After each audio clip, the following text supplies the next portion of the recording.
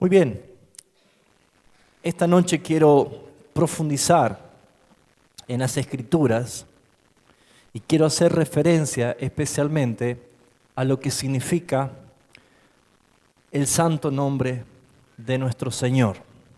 El santo nombre de nuestro Señor. Quiero que vayamos a Éxodo capítulo 20, versículo 7. Si usted está escribiendo y quiere titular la enseñanza, póngale así: todo por mi santo nombre. Todo por mi santo nombre. Y vamos a conocer en esta noche algo más del carácter de Dios, algo más de la persona tan preciosa, esa persona divina, ese santo Dios que se reveló a través de las Escrituras. Y una de las cosas que hace referencia a las Escrituras es su santo y bendito y glorioso nombre.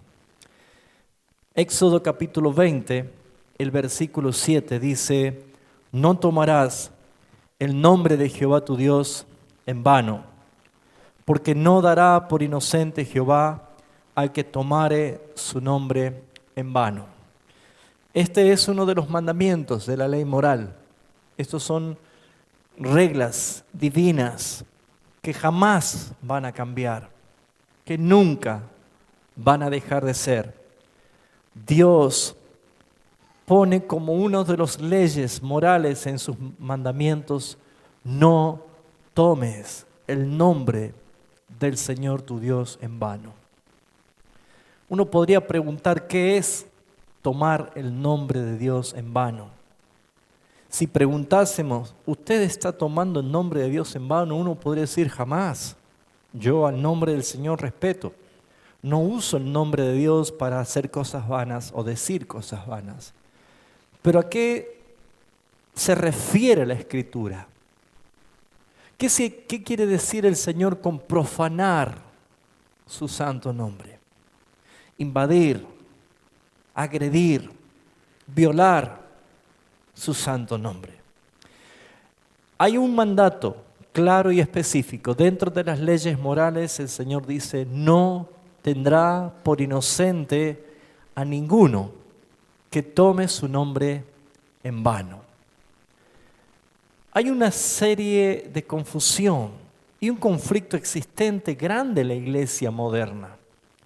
Muchos han tomado que todo esto pertenece a la ley y pertenece al Antiguo Testamento, y por lo tanto esto es para Israel y no para nosotros la iglesia. Y me pregunto, ¿acaso hoy, por ser del Nuevo Testamento, del Nuevo Pacto, la iglesia de Cristo nos da derechos a profanar el nombre de Cristo? No. Entonces, el gran motivo de la confusión es que muchos habíamos recibido instrucción y enseñanzas totalmente mal interpretada, de pensar de que el antiguo pacto pertenece al pueblo de Israel y que el nuevo pacto pertenece para nosotros, la iglesia. La Escritura se revela a sí misma. No es para interpretación privada. Nadie puede decir, esto es lo que yo recibí por revelación, porque la Escritura se responde a sí misma. Toda pregunta que uno le hace a la Escritura tiene todas las respuestas. La palabra de Dios debe quedar bien en claro en nosotros de que el Antiguo Testamento es el Nuevo Testamento que estaba velado. Y el Nuevo Testamento es el Antiguo Testamento que fue revelado. Por lo tanto, el Antiguo Pacto y el Nuevo Pacto habla de un solo Señor, Jesucristo, y habla de su santo nombre y está dirigida únicamente a su único pueblo, que está compuesto por judíos escogidos y gentiles escogidos.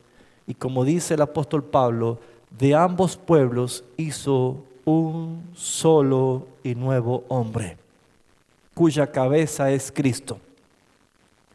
Por lo tanto, es un error peligroso pensar que nosotros, por ser la iglesia del nuevo pacto, no tiene nada que ver el Antiguo Testamento con nosotros. Todo lo que hay en el Antiguo Testamento es figura y sombra de las cosas que se iban a manifestar, y con la llegada de Jesucristo nuestro Señor, aquel Cordero que fue revelado, que había sido profetizado y que ahora nosotros sabemos perfectamente que Él es el Mesías, Él es el Salvador. Nosotros conocemos perfectamente que el santo nombre de Dios ha sido proclamado en su pueblo, en su iglesia. Por lo tanto, no existe ningún versículo que diga que nosotros no tenemos nada que ver con el antiguo pacto. No existe ningún versículo que nosotros podamos decir esto era para ellos y esto es para nosotros. La Escritura nos habla tanto en el antiguo pacto como en el nuevo pacto de un solo mensaje: Jesucristo, el Rey de gloria, dirigida a un solo pueblo, su pueblo escogido.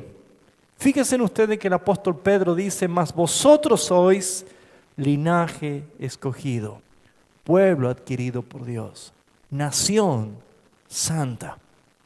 Y claramente podemos ver y podemos entender que el apóstol Pedro, al igual que el apóstol Pablo, se está haciendo referencia a que hay un solo pueblo, el pueblo de Dios, que está integrado inicialmente por judíos que fueron escogidos para salvación. ¿Por qué? Porque no todos fueron escogidos para salvación. Y usted puede decir, ¿por qué si eso no es bíblico? ¿Cómo que no? Jesús, hablando con judíos, le dice: vosotros no creéis porque no sois mis ovejas.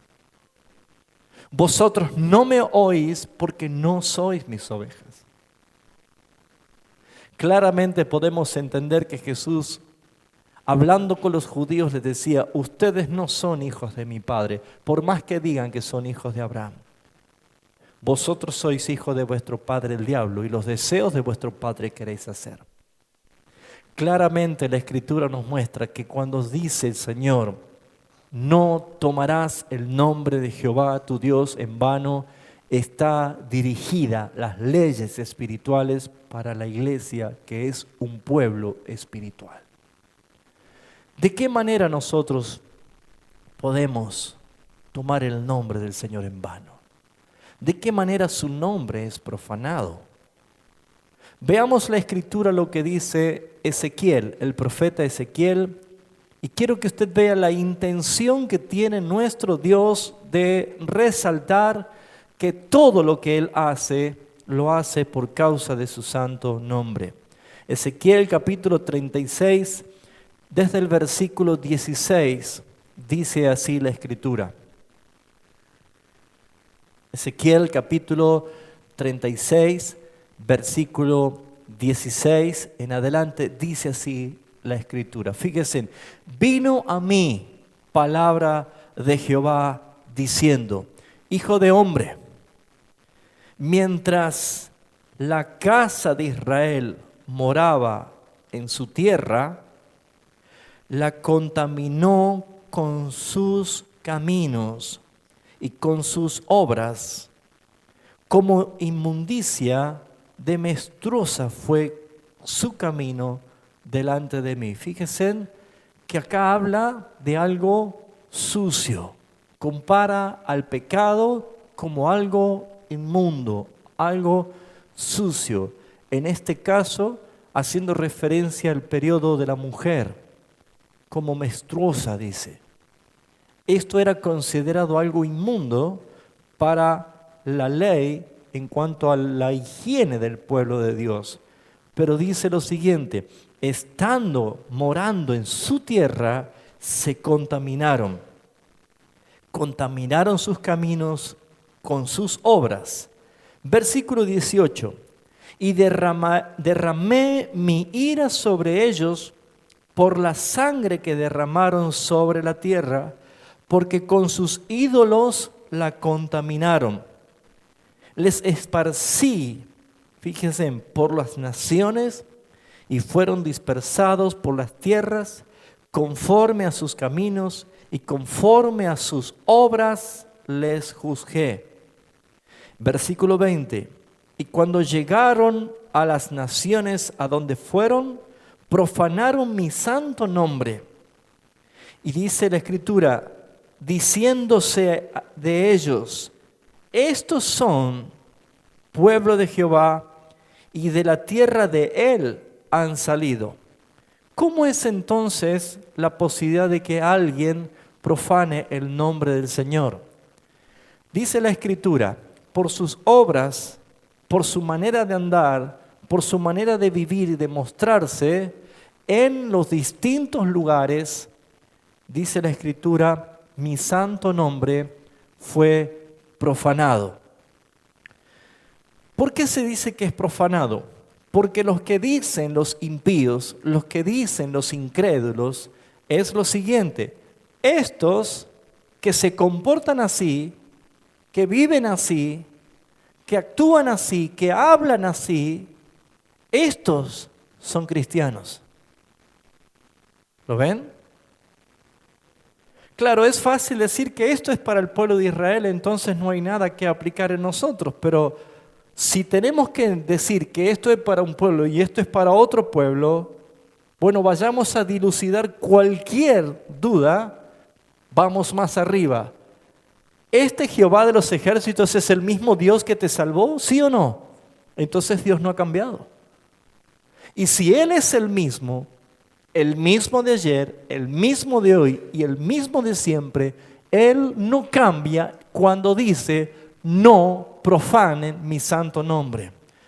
Me quiero remitir a la Escritura para meditar en lo siguiente.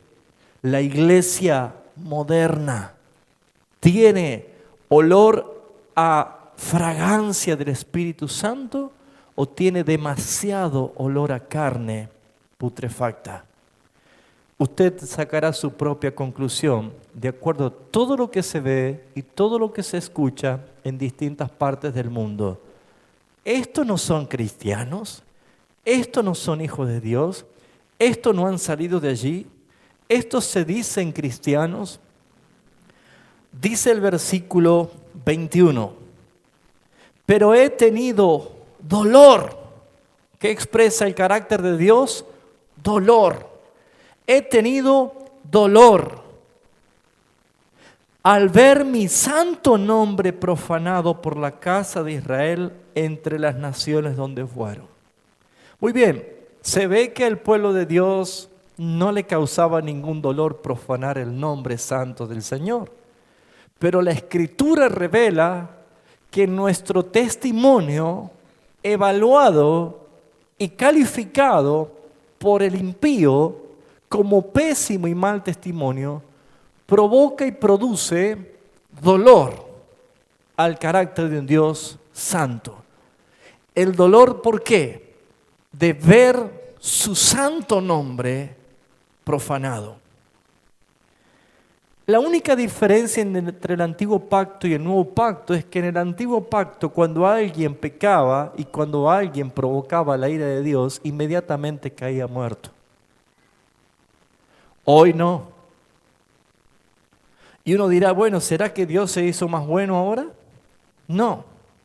A causa de su gracia y de su misericordia y de la obra del Espíritu Santo en, con y sobre nosotros, está haciendo cada día convicción de pecado, de justicia y de juicio en aquellos que tienen al Espíritu Santo.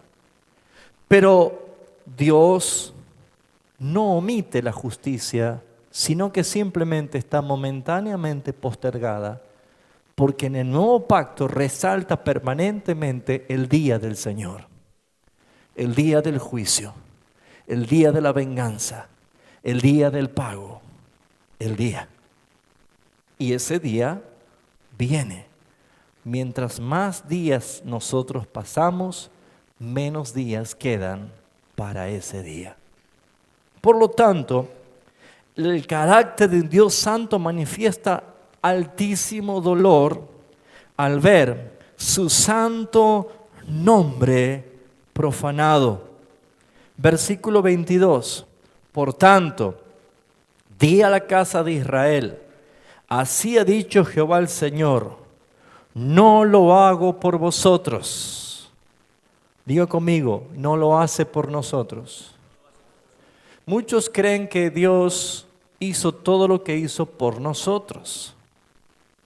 Y ya una vez enseñé esto, que pareciera que es un amor egoísta, pero yo doy gracias a Dios que Dios se amó a sí mismo para salvarme. Porque algunos dicen, ay, algo habrá visto Dios en mí para amarme. ¿Usted cree que algo vio en usted para salvarlo?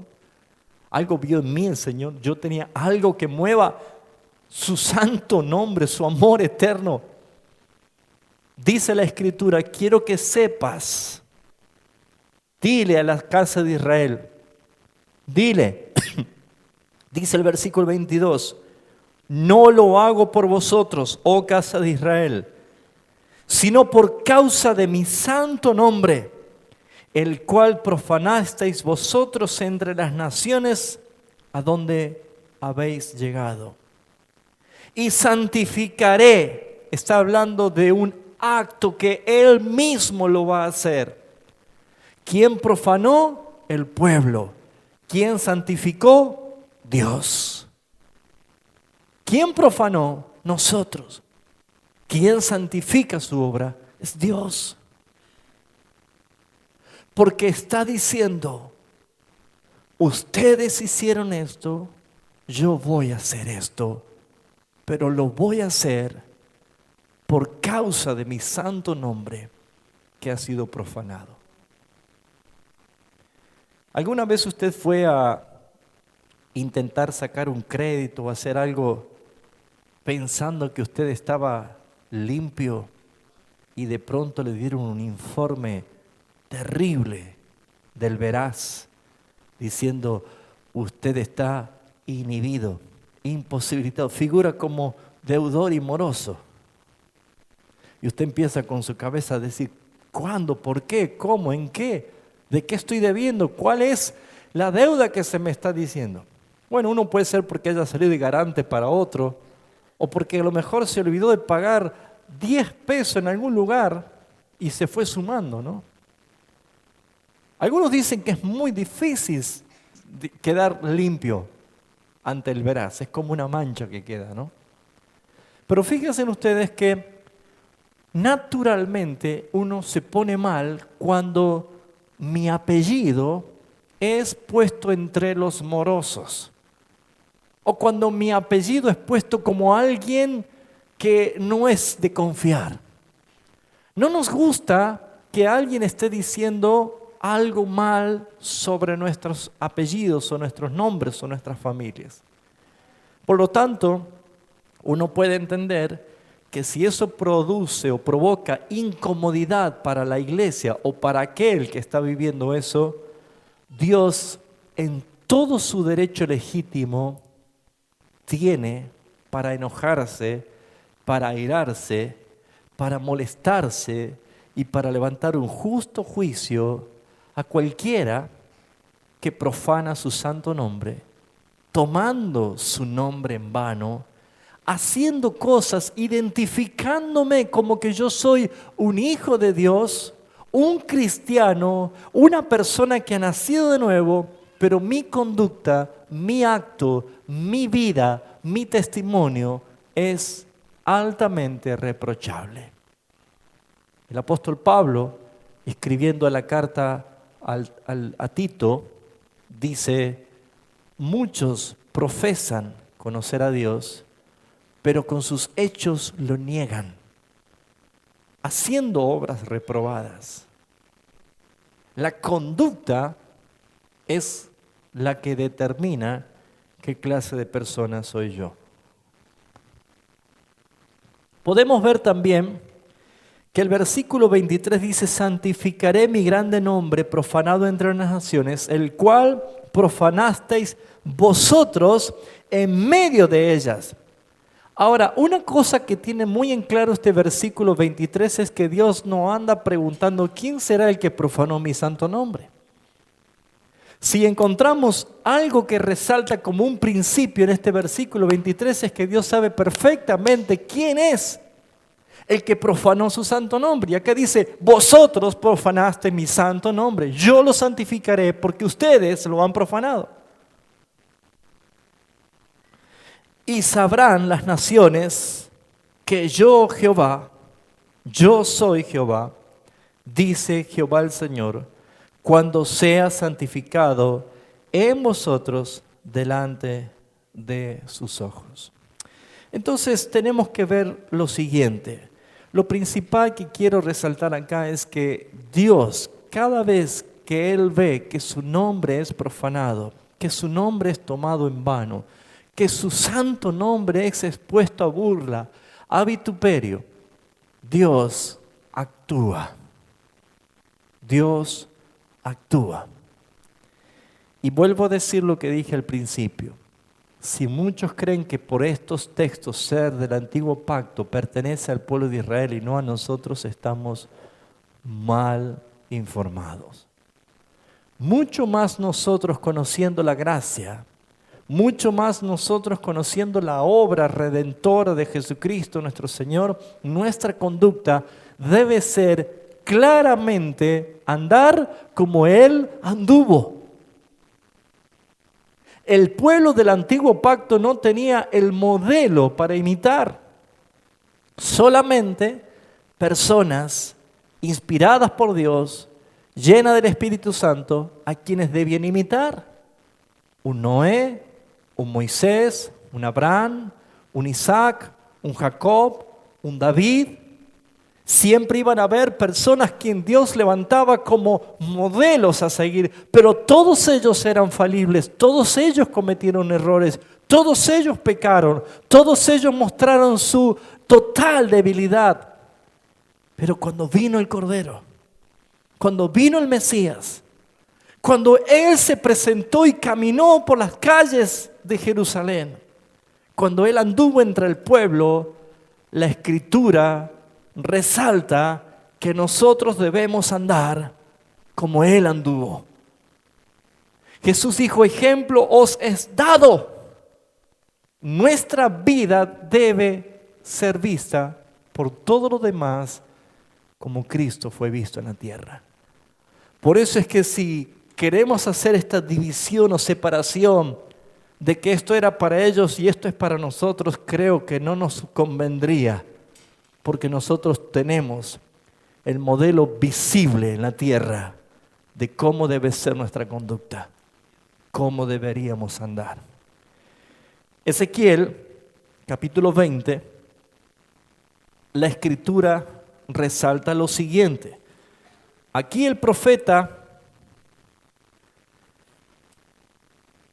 reprende a un pueblo de parte de Dios porque resulta ser que aconteció lo siguiente. Versículo 3 dice, hijo de hombre, le dice Dios al profeta, hijo de hombre, habla a los ancianos de Israel y diles, así ha dicho Jehová el Señor, ¿a consultarme venís vosotros? Vivo yo que no os responderé, dice Jehová el Señor. Aquí empezamos a ver un problema grande. La reprensión viene principalmente a los ancianos. Esto podríamos hablar claramente en el lenguaje actual a los líderes, a los pastores. ¿Cuántos pastores hoy quieren consultar a Dios y quieren buscar, invocando el nombre del Señor para buscar dirección, pero se olvidan de que tenemos un Dios justo y un Dios que ve lo siguiente? Fíjese usted lo que dice el versículo 4. ¿Queréis pues juzgarlos? ¿Los quieres juzgar tú, hijo de hombre? Hazle conocer las abominaciones de sus padres y diles, así ha dicho Jehová el Señor, el día que os escogí a Israel y que alcé mi mano para jurar a la descendencia de la casa de Jacob, cuando me di a conocer a ellos en tierra de Egipto. Cuando alcé mi mano y les juré diciendo, yo soy Jehová vuestro Dios. En aquel día les alcé mi mano jurando así, que los sacaría de la tierra de Egipto. ¿A dónde? A la tierra que les había prometido, que fluye leche y miel, la cual es, dígalo fuerte conmigo, la más hermosa de todas las tierras. Muy bien, ¿qué podemos resaltar de aquí? Primeramente, que Dios advierte cuando las cosas se están haciendo mal, cuando no se está teniendo en valor, teniendo en cuenta y poniendo el valor de lo que significa lo que Dios ha hecho por nosotros. Escuchaba a Eduardo cuando nos exhortaba a no dejar de congregarnos. Y una de las cosas que él resaltaba es cuando un argumento se hace fortaleza. Cuando un pensamiento viene y cuando yo hago algo por primera vez conforme ese argumento, ¿sabe qué sucede? Se transforma luego en un hábito, pero es un mal hábito. Y esos argumentos se levantan construyéndose fortaleza. Y esa palabra fortaleza quiere decir torre, castillo, fuerte, fortificado. Cuando algo así se ha presentado y se ha manifestado, todo lo que hizo el Señor en la vida de esa persona es como que pasa al olvido, como que no tengo en cuenta lo que Dios hizo por mí. Y ahí es donde caemos en el peligro de una mente obstinada y obsesionada. Pensar que yo puedo hacer las cosas solos, pensar que yo soy el que tengo el control de mi vida, pensar que yo no necesito consultar a nadie, que puedo diseñar y diagramar el trazo de mi vida como se me antoja. Lo que está diciendo acá Dios al profeta, dile a esos ancianos, que ahora me vienen a consultar. Ahora me vienen a consultar. Después que ustedes han hecho abominaciones delante de mis ojos, que han profanado mi santo nombre. Si quieres, le dice Dios a Ezequiel, júzgalo tú, yo no lo haré. Pero ¿qué hace el Señor? Recuérdales que yo los escogí. ¿Usted sabe cómo fuimos salvos nosotros? La Escritura dice que Él nos escogió antes de la fundación del mundo para ser salvos. No nos salvamos por decisiones que hayamos tomado nosotros. No nos salvamos por méritos propios. No nos salvamos porque nosotros hemos buscado a Dios. La Escritura dice, no te equivoques. Vosotros no me elegisteis a mí, dice el Señor Jesús, sino que yo os elegí a vosotros. Primer punto, yo los escogí a ustedes. Segundo punto, dice el versículo 5, alcé mi mano y juré a la descendencia de Jacob. Usted va a encontrar esto que dice Gálatas capítulo 3, 16, Hebreos capítulo 6. Usted va a encontrar muchos textos de la Biblia que dice, Dios, cuando hizo la promesa a Abraham, no pudiendo jurar por otro mayor que él, juró por sí mismo, diciendo, de cierto te bendeciré. ¿Quiénes son los que profanan el nombre del Señor? Los que se olvidan de todo esto. Yo te escogí. Yo juré por mí mismo que te iba a bendecir. Dice el versículo 5, fíjense, me di a conocer a ellos en tierra de Egipto. Muy bien, ¿cuándo se dio a conocer a nosotros el Señor? ¿Qué significa la tierra de Egipto? Lugar de esclavitud. ¿Cuántos estaban esclavos de las tinieblas antes? Quiero verle, ¿cuántos estaban esclavos de las tinieblas? ¿Recuerda por un momento dónde estaba usted? ¿Recuerda por un momento de dónde te salvó el Señor? ¿Recuerdas en qué estado estabas de esclavitud? Y allí, en medio de esa esclavitud, dice la Escritura, yo me di a conocer. ¿Por qué hay tanta gente que sigue esclavo en las tinieblas? Porque Dios no se dio a conocer a ellos. ¿Y por qué a mí? Porque te escogí para que me conozcas. ¿Y te olvidaste de eso? ¿Ya te olvidaste? En esto, su santo nombre es profanado. Cuando yo vivo y hago como si fuera que yo soy salvo porque me lo merezco. Y eso es un error fatal. También dice la Escritura, me di a conocer en tierra de Egipto, cuando alcé mi mano y juré diciendo, yo soy Jehová vuestro Dios. Si usted se memoria, en Éxodo capítulo 2, dice que el lamento del pueblo hebreo era tanto que llegó a oídos de Dios. Y cuando Dios envía a Moisés, el libertador, dice: Jehová, vuestro Dios, me ha enviado a liberarlos. ¿Qué dijeron ellos? ¿Quién es Jehová? ¿Quién es? No le conocemos. Ese era el miedo que tenía Moisés cuando estaba siendo llamado por Dios en la zarza, ¿se acuerda? ¿Qué le digo a este pueblo que no te conocen? ¿Quién le digo que me envía? Diles que el yo soy te envía. Pero ¿qué pruebas, qué señales puedo hacer para que ellos vean que tú me envías? Y usted conoce todo lo que hizo con la vara. Usted conoce de las 10 plagas. Usted conoce que el brazo desnudo de Jehová, Dios liberó a un pueblo de esclavitud. Pero el pueblo apenas salió, tan rápido se olvidó de todo esto. Tan rápido que estando en el mismo desierto deseaba los melones y las cebollas y los pepinos de Egipto. Y se quejaba de la providencia del Padre en el desierto.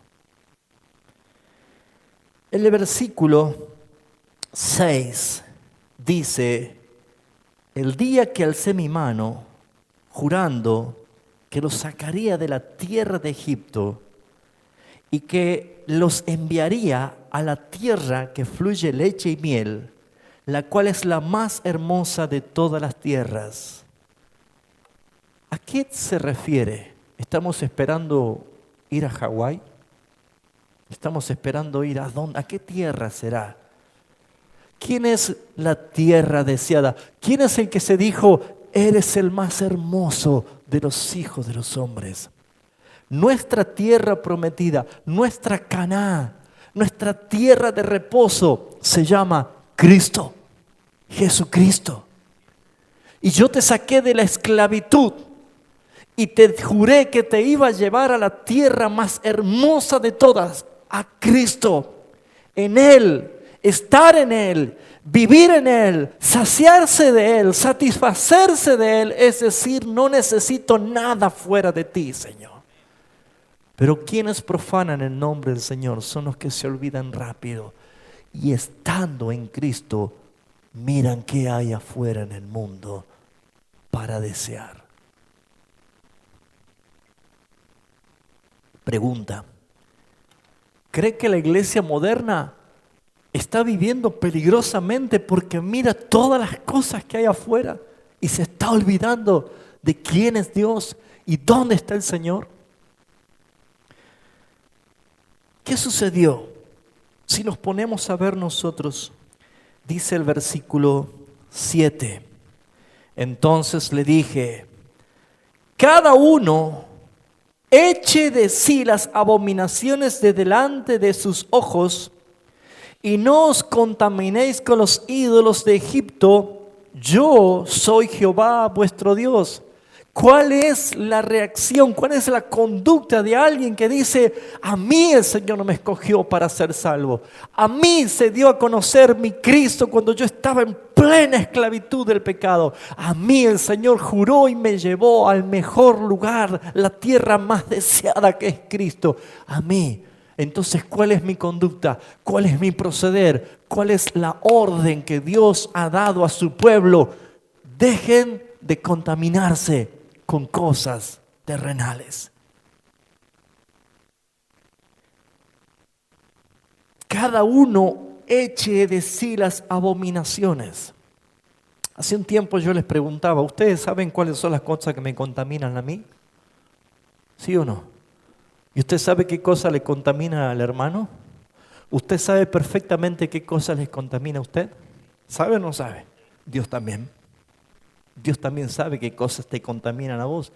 Y Él te dice a vos, como me dice a mí, como le dice a tu hermano: vos echá de ti esas contaminaciones. Esas cosas que son abominaciones delante de mis ojos, sacátelas. ¿Y cuál es tu reacción? Porque si yo pretendo llegar a Dios, Santo Señor, te doy gracias, te pido esto y esto y esto y aquello. Y cantamos a su nombre, y cantamos a su gloria, y congregamos en su nombre, con esas contaminaciones no resueltas, eso se llama profanar su santo nombre. ¿Escuchó? Eso significa profanar su santo nombre. Ahora, hay dos iglesias. La iglesia de Cristo, según su ley y su Espíritu Santo, y la iglesia de Babilonia, conforme a la comida del rey. ¿A qué iglesia perteneces tú? Porque si dices que pertenece a la iglesia de Cristo y tu vida se comporta como si estuvieses en la iglesia de Babilonia, que todo está bien, que no hay ningún problema, que puedes seguir fornicando, que puedes seguir cometiendo adulterio, que puedes seguir mintiendo, engañando, defraudando, chismeando, murmurando, puedes seguir haciendo lo que quieras. Total, Dios es bueno. Ese es el templo de Babilonia. Pero la iglesia de Jesucristo entiende que hay una orden. Santifícate todo el tiempo. Santifícate diariamente, santifícate en cada momento, porque Dios es santo. Él es santo. Dice el versículo 7, cada uno eche de sí las abominaciones de delante de sus ojos, y no os contaminéis con los ídolos de Egipto, del mundo. Ahora hay tantos cristianos que están contaminados con los ídolos del mundo. ¿Y qué es un ídolo? Todo lo que te consume el tiempo, pasión, fuerza, dinero, vida. Todo lo que está antes que Jehová, nuestro Dios, es idolatría. Y los idólatras no entrarán al reino de los cielos. Alguien dijo, desde que hay excusa, no existen los culpables, ¿sabían? Es más, hasta Jesús se refirió a la parábola de la gran cena, simplemente para mostrar todos los que se excusan.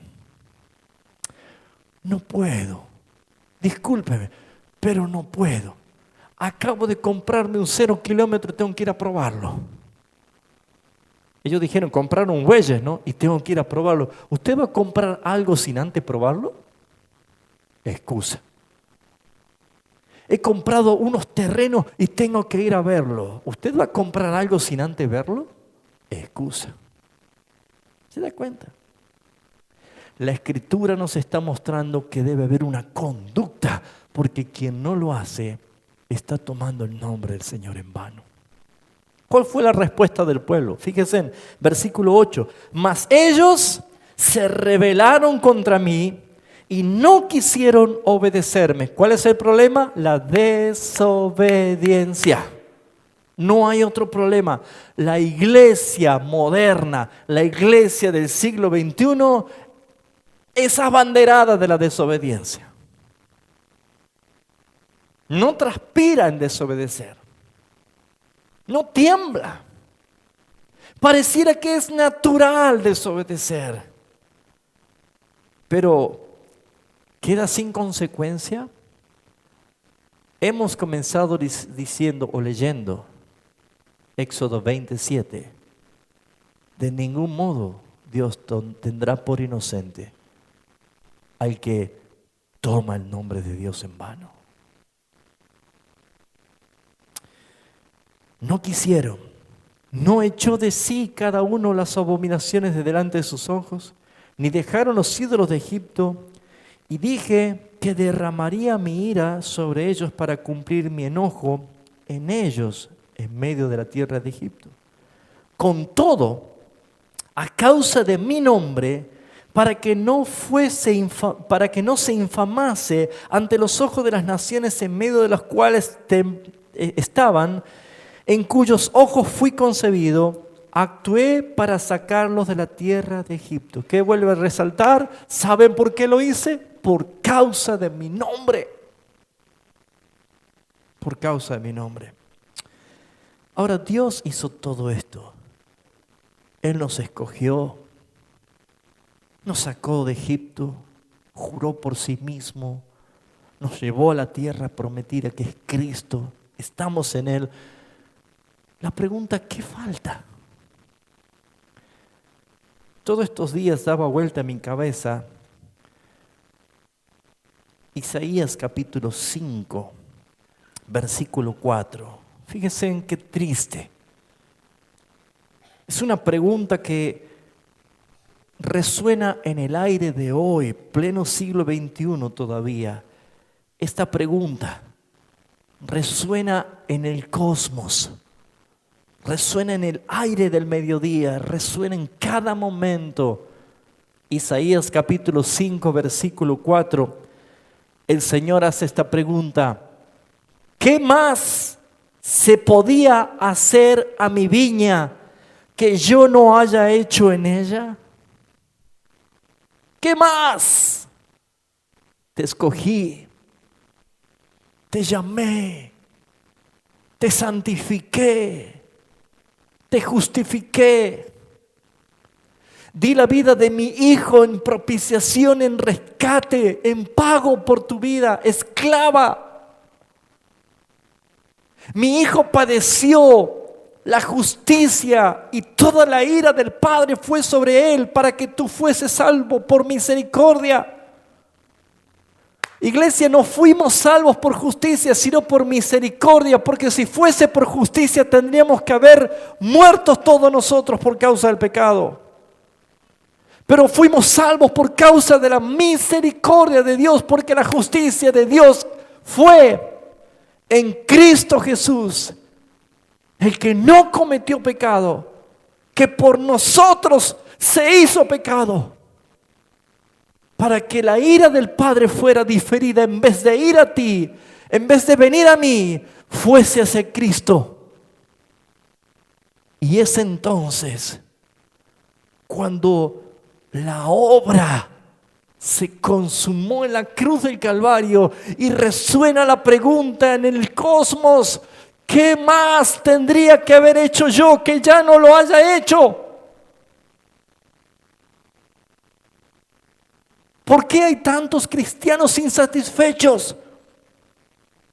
¿No te basta Cristo? ¿No te es suficiente Cristo? ¿Necesitas más? ¿Qué más necesitas?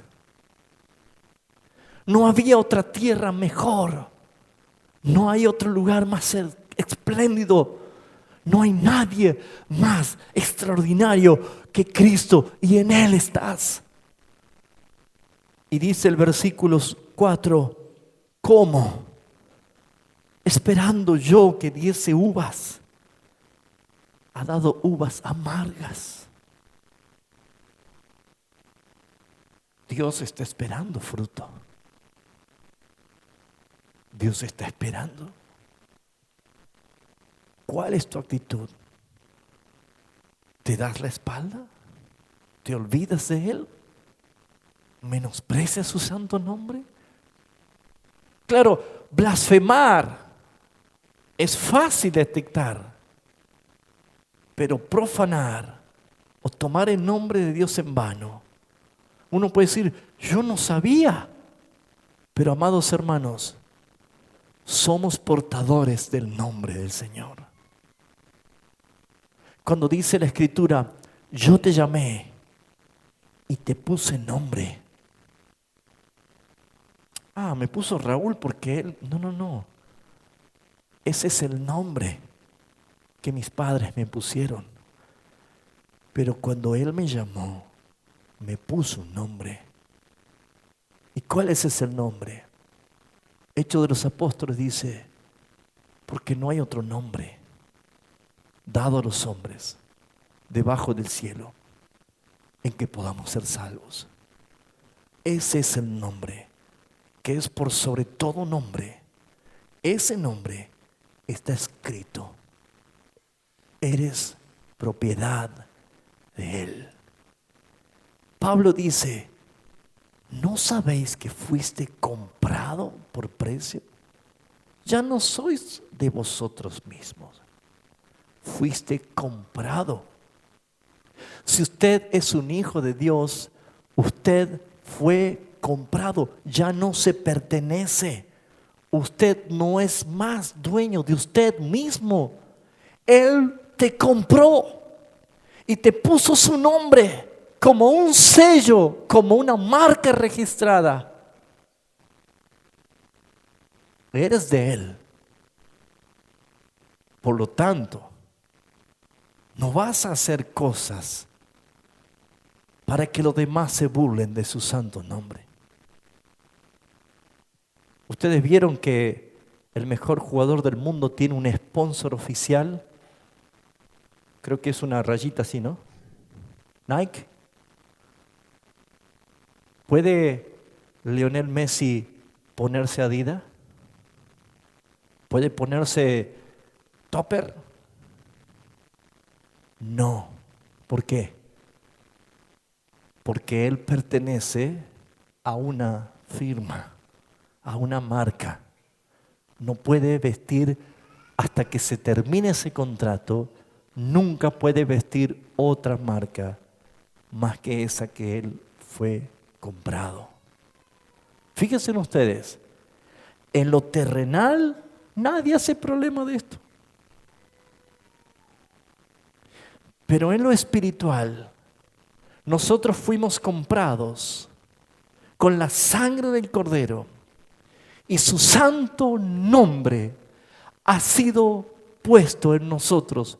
Somos portadores del glorioso, santo y bendito nombre de Yeshua, nuestro Rey.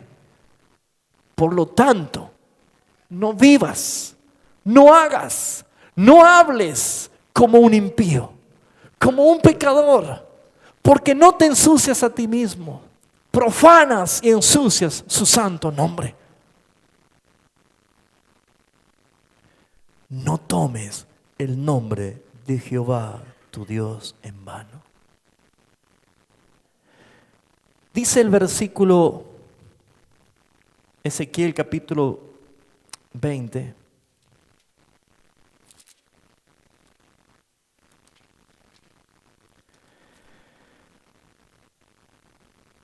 Dice el versículo 10.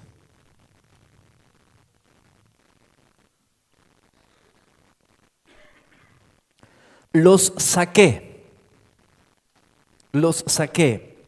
de la tierra de Egipto. ¿Cuánto dicen amén? ¿Y a dónde nos llevó? Al desierto. Diga conmigo, desierto. Vamos, dígalo fuerte, desierto. Ahora diga, transición.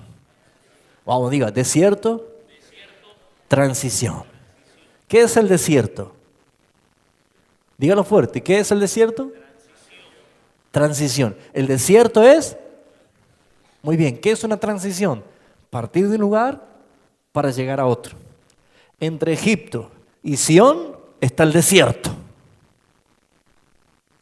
Mamita, qué difícil es el desierto. ¿A cuánto le gusta estar en el desierto?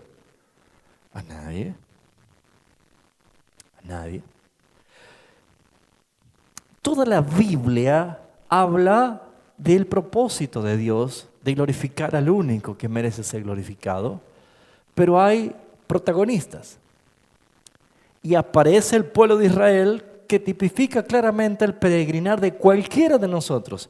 Esclavo en las garras de Satanás era igual que estar en Egipto en las garras del faraón. Sufrir, maltrato, esclavitud, pasar hambre, pasar todo lo peor. Llega Cristo, tipificado en la figura de Moisés, el libertador. Con todas las señales, con todo el respaldo de Dios, nos sacó. ¿A dónde nos lleva? Al desierto. Según la Escritura, el pueblo podría haber tardado 11 periodos, 11 días, de un lugar a otro. ¿Cuánto tiempo estuvo en el desierto? 40 años. Qué bendición, ¿no? Dando. Y lo más triste que la provocación que hicieron a Dios murmurando en el desierto murmurando de Moisés, murmurando del maná, murmurando del agua, que no había agua, que estaba salada, que estaba amarga, que murmuraban de los enemigos. Cuando fueron a ver a los gigantes, a la tierra, vieron gigantes, vieron problemas por todos lados, todo el tiempo se quejaban. ¿Qué pasó con esa generación? Murieron todos en el desierto y no entraron ellos. Miren, entró Josué, Caleb y los huesos de José. Un muerto tenía más fe que todos estos, ¿no?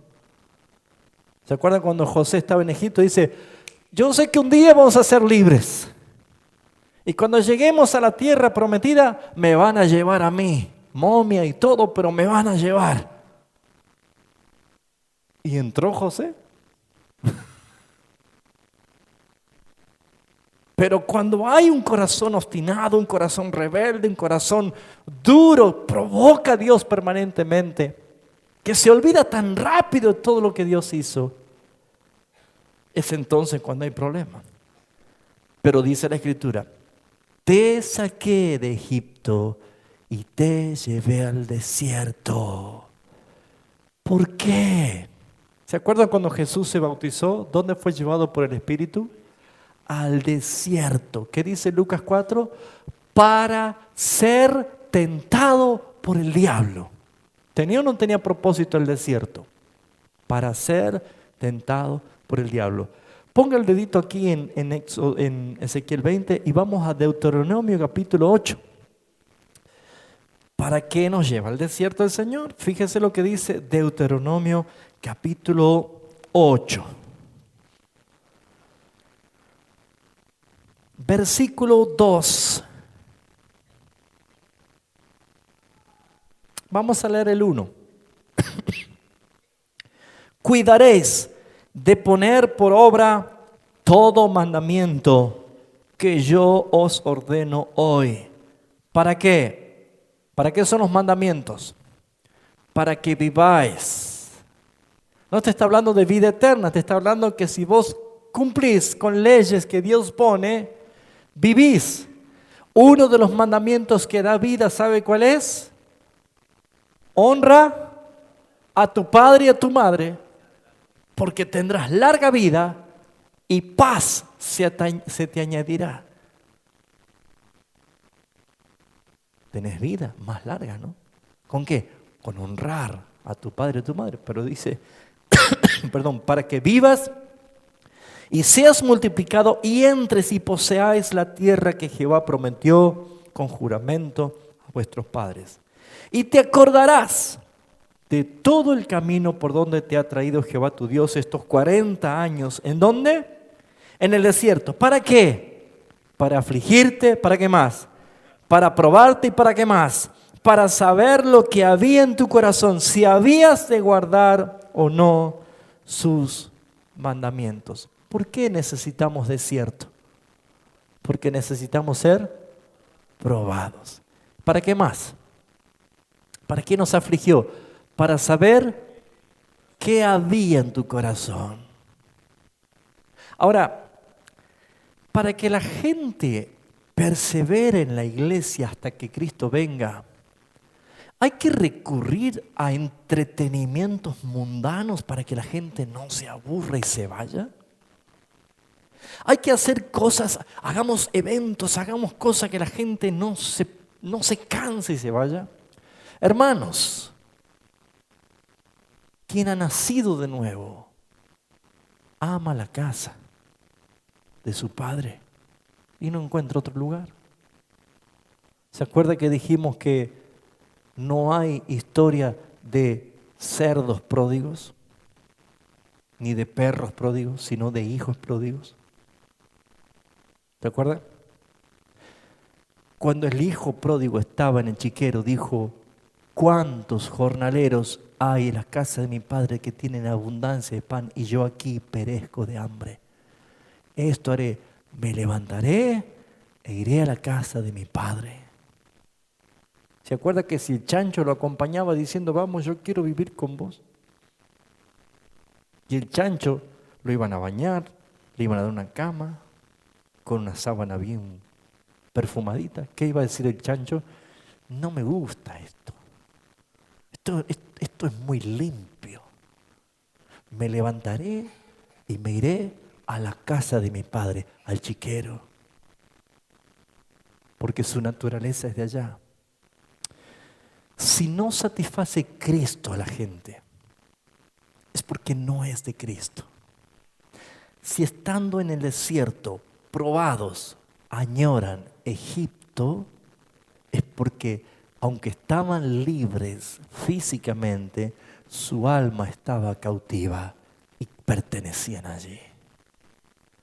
¿Cuántos cristianos integran o cuántas personas integran la iglesia de Cristo, pero aún no han sido convertidos? Por eso es que viven buscando la mugre del mundo. Y a eso le llaman vida. Por eso dice Isaías capítulo 5, ay de lo que a lo bueno le llaman malo, y a lo malo le llaman bueno. Y a los que a la luz le dicen tinieblas, y a las tinieblas la llaman luz. Esa confusión solamente se da en el desierto. Yo los saqué al desierto. Y versículo 11 del capítulo 20 de Ezequiel dice, y les di mis estatutos y les hice conocer mis decretos, por los cuales los hombres que los cumpliere vivirá. Saben, hermanos, la Escritura está llena de leyes morales y espirituales. Nosotros hemos sido salvados para obedecer. Y dice el versículo 12, y les di también mis días de reposo para que fuesen por señal entre mí y ellos, para que supiesen que yo soy Jehová, que los santifico. Muy bien, ¿qué dice también el Señor? Nos ha dado leyes, decretos, estatutos, nos dio a conocer, pero también dice que Él nos dio día de reposo. Para la costumbre hebrea, el día del reposo era el Sabbat, comenzando el viernes a las 6 de la tarde hasta el sábado a las 6 de la tarde, el día de reposo. Para la era apostólica, el apóstol Pablo resalta en Hechos de los Apóstoles y en Corintios que la iglesia se reunía el primer día de la semana. ¿Cuándo es el primer día de la semana? Domingo. Muy bien. ¿Cómo empleamos nosotros el día domingo? ¿Es realmente el día domingo el día del Señor? ¿Es el día para estar en comunión con Él y con la iglesia? Fíjense ustedes que podemos ver claramente de que la iglesia moderna no utiliza el día domingo, el día del Señor, para las cosas del Señor. ¿Para qué? Para pasear, para pescar, para jugar al fútbol, para ir a tomar unos mates, para visitar a un pariente, para ir al cine, para ir a un teatro, para hacer esto, para hacer aquello. Y el Señor, es que no tengo tiempo, tengo que descansar, tengo que distraerme. Justamente, ese es el peligro. Si tenés 7 días, un día, el Señor dice, santifícalo. Ahora, por una cuestión cultural nosotros decimos, no, nosotros tenemos únicamente de tal hora a tal hora y nada más, ya cumplí, marqué tarjeta con el Señor. Y la pregunta es, ¿y cuando vos necesites del Señor un día martes y Él te decir, vení el domingo de tal hora a tal hora? ¿No es lo que sembramos cosechamos? ¿Por qué a Dios le pedimos que responda ya? Y nosotros cuando tenemos que ser a Él ofrenda agradable al Señor, dedicamos cierto día, cierto horario, y si es que mi agenda no está comprometida para otras cosas que a mí me agradan. ¿Se da cuenta? ¿Cómo profanamos el nombre del Señor? ¿Cómo nosotros podemos tomar el nombre de Dios en vano? Han profanado mi día de reposo, el día de estar con el Señor. Y no significa que vamos a estar las 24 horas de ese día orando. No, pero es un día para meditar, para compartir, para edificar, para adorar es un día. Es como que los otros 6 días no te alcanza para lo que vos necesitas.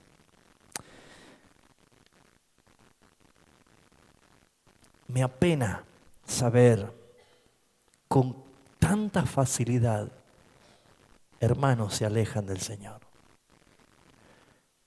Qué facilidad, qué rapidez, tan pronto. Es porque no hemos olvidado de todo lo que Él hizo por nosotros. Dice el versículo 12, ese día de reposo es para que fuese por señal entre mí y ellos.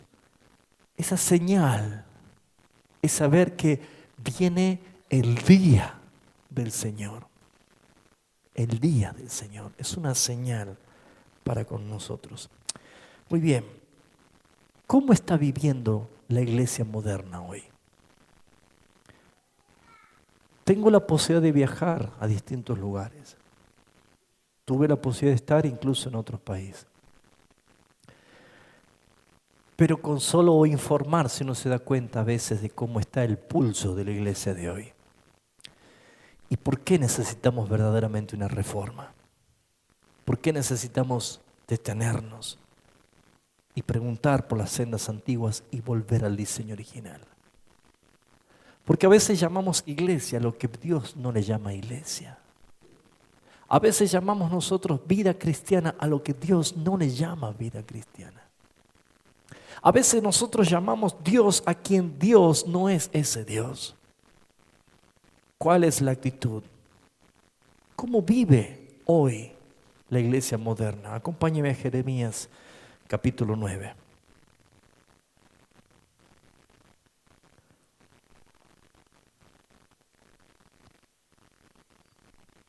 Jeremías capítulo 9. Es muy triste ver, es un lamento de Jeremías. Alguien le dijo a Jeremías el profeta llorón, pero no porque era cobarde, sino porque verdaderamente sufría por cómo el pueblo era rebelde. El lamento de Jeremías sobre Judá y sobre Jerusalén. Dice el versículo 3, este es el estado de la iglesia contemporánea. ¿Usted sabía que no hay nada nuevo debajo del sol, que todo se recicla? ¿Sabía usted esto? La Escritura dice, todo vuelve a ser. Usted sabe que estamos viviendo los tiempos de Sodoma y Gomorra, eso lo dijo el mismo Señor Jesús. Estamos viendo los días de Lot. Estos son los días de Noé, son días previos al advenimiento de Cristo. La conducta de la gente habla de lo que ellos hacían. Y esta escritura de Jeremías capítulo 9, este lamento, es como que estuviese con fecha del diario de hoy. Y la escritura dice que esta es la conducta, este es el comportamiento de muchos de lo que se dicen cristianos hoy. Hicieron que su lengua lanzara mentira como un arco. Pregunta, ¿abunda la mentira dentro de la iglesia cristiana moderna hoy, sí o no? Mentir para justificar, mentir cuando no viene a algún lugar, mentir cuando no puede hacer esto, mentir que no está, mentir, todo miente. Continúa diciendo, no se fortalecieron para la verdad de la tierra. Pregunta, ¿la iglesia moderna está cimentada en la doctrina bíblica o en las fábulas? Puro cuentos de viejas, puras fábulas que no tienen sentido. Porque de mal en mal procedieron y se han desconocido. Y me han desconocido, dice Jehová. Miren la advertencia que dice Jeremías en cuanto a un pueblo que camina así. Guárdese cada uno de su compañero. Y en ningún hermano tenga confianza. Uno puede decir, no, aquí se está ofendiendo, hermano. En ningún hermano tenga confianza.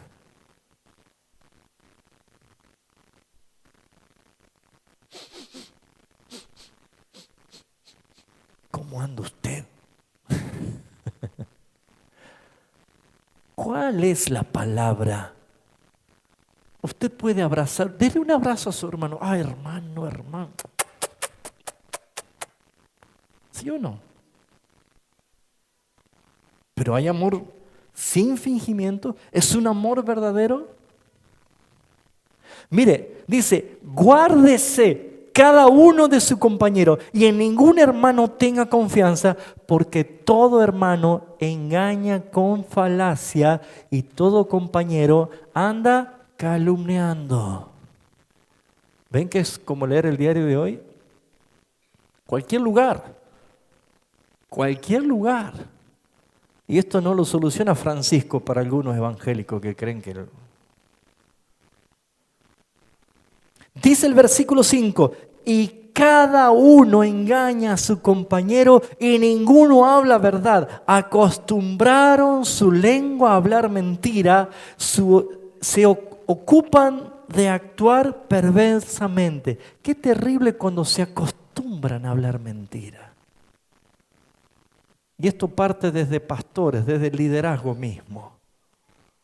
Falsedad, hipocresía, que hace de la gente mercadería, que los trata ni más ni menos como Nabucodonosor en Babilonia, que hacen lo que quieren del pueblo de Dios. Dice el versículo 6, su morada está en medio del engaño y dice, por muy engañadores no quisieron conocerme, dice Jehová. ¿Quién es el único que está sobrando en la iglesia moderna de hoy? Cristo. No hay lugar para Cristo. Porque ¿quién se ha sentado en el trono que le corresponde a Cristo? Yo. El yo está entronado. El hombre está entronado. Las canciones son para que yo me sienta bien. Las prédicas son para que yo me sienta bien. Algo que me motive. Algo que me haga sentir bien. Hace poco hablé con un hermano que me dice, yo cuando iba a otro lado predicaban cosas que me hacía bien. Entonces decía, entonces nunca te predicaron el evangelio. Porque nunca el evangelio es para que te sientas bien. El evangelio es para que necesites un salvador. El evangelio es para que grites, socórreme Señor, que me estoy hundiendo. Pero cuando van y te dicen, vas a hacer esto y vas a tener esto y tenés eso y recibir, libera ese campeón que tenés adentro, hermano, no hay ningún campeón adentro. Es perverso. Más que todas las cosas. Tiene que obrar la regeneración, tiene que obrar Cristo. Le hago una pregunta. Si usted compra un hermoso sistema de sonido, antes se llamaba equipo de música o mini componente, ¿cómo se llamaba? Sistema de sonido. Bueno, simplemente porque tienen cosas nuevas, ¿no? Veo que tienen así unos parlantes y unas cosas impresionantes, ¿no? Usted acaba de sacarlo del envoltorio del sistema de sonido. ¿Sí? Y te dan un CD para que pruebes y lo pones. Y es un CD de rock heavy duro que blasfema contra el Dios y el Espíritu Santo. Te tapas el oído, vas corriendo, agarras así una masa y le entras a dar al equipo. ¿Eso haces? ¿Eso harías? ¿Qué es lo único que tenés que hacer? Stop y Jet saca el CD, pone otro CD y ya está. Hermanos, no es el problema usted, sino el corazón no regenerado. ¿Qué hace Cristo? Te saca el corazón que no sirve y te pone un nuevo corazón. Ya está. ¿Lo ven? No hubo que romper nada. Por eso es que dentro de la iglesia, cuando hay gente que es peor que ese CD, el problema es que Cristo no sacó y no puso algo nuevo. Porque eso no lo hacemos nosotros. Yo no nazco porque quiero, sino porque fui engendrado. Usted tiene que entender que el corazón de una persona transformada es porque ha sido convertida, regenerada, nacida de Dios. Por eso persevera. Cuando Jesús dijo en Mateo 24, y el que persevera hasta el fin será salvo, no es que porque perseveró fue salvo, sino porque salvo perseveró. Amén. Quiero ir terminando. Bueno, esto de la conducta, de cómo está el pueblo de hoy, continúa diciendo, versículo 7, por tanto así ha dicho Jehová de los ejércitos, he aquí que yo los refinaré y los probaré, porque ¿qué más he de hacer por la hija de mi pueblo? Vuelve a hacer esta pregunta, ¿qué más? ¿Qué más? ¿No te basta lo que hice? Dios te dice, ¿no te es suficiente? ¿Qué más? Quiero que te lleves en tu corazón esta pregunta. ¿Hasta cuándo te tengo que esperar? Te diría el Señor. Ya hice todo. ¿Qué más?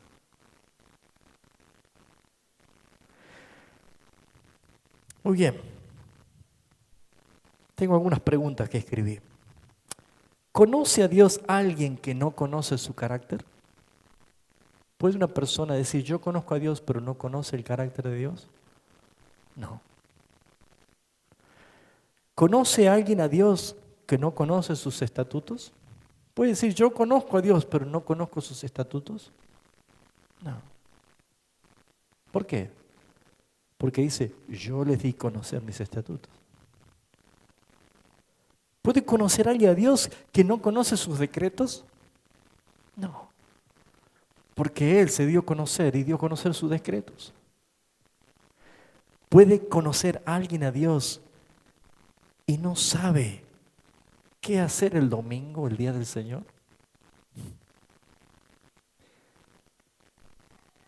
Amados hermanos, muchos dicen conocer a Dios, pero no lo conocen.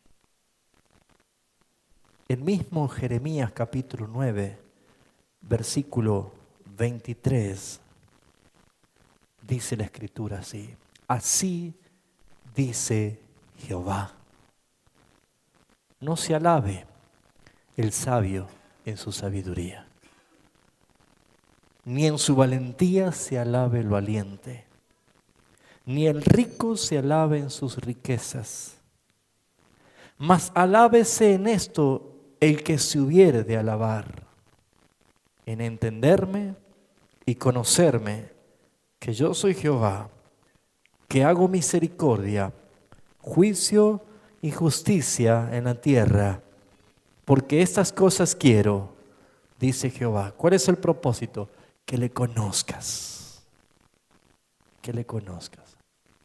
Cuando alguien le conoce, entonces no va a profanar su santo nombre, no va a tomar su nombre en vano, no va a querer identificarse como un hijo de Dios y vivir como un hijo del diablo.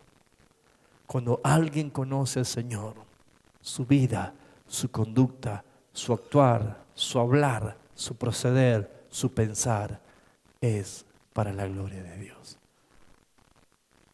Amados hermanos, Dios quiere que le conozcas, por eso te salvó y por eso te obsequió una vida eterna.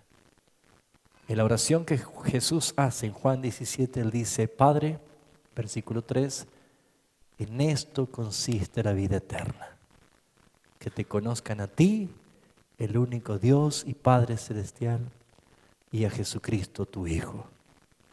En otras palabras, Jesús está diciendo, toda una eternidad no será suficiente para que nos conozca. Debes conocer. Te salvó para que le conozcas. Él se dio a conocer. Vive glorificando y santificando su santo nombre. Por eso Jesús, cuando enseñó a orar, dijo, Padre nuestro, que estás en los cielos, santificado sea tu nombre. El nombre del Señor debe ser puesto bien arriba. Cierra tus ojos, por favor, vamos a orar. La gloria sea para el Señor. Iglesia, quiero que medites y quiero que reflexiones en la palabra del Señor. Y si estás en esa transición, en pleno desierto, si estás allí,